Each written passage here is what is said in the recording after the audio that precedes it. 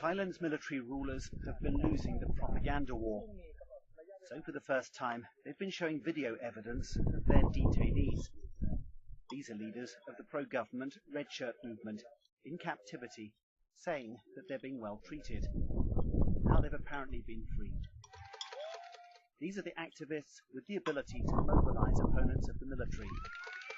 None has yet been able to speak publicly about their detention, nor is it clear what conditions the military imposed for their release.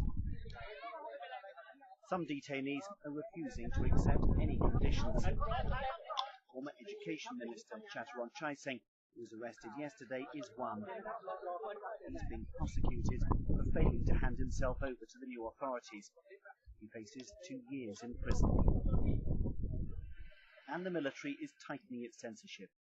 Hundreds of websites have disappeared from Thai screens.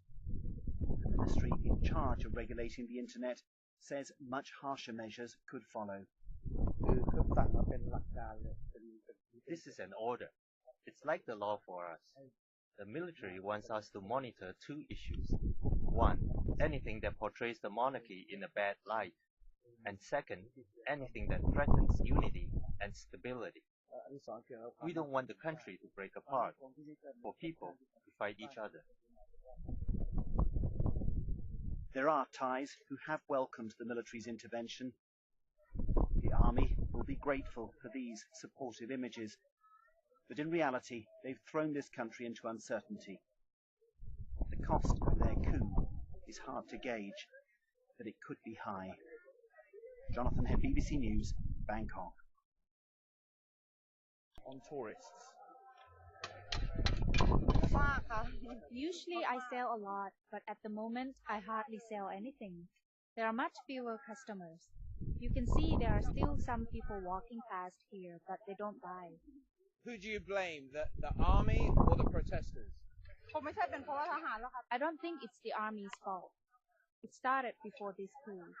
I think the military had to do this because otherwise there would be more violence. Has the coup here made you rethink your holiday, change your plans? Not at all.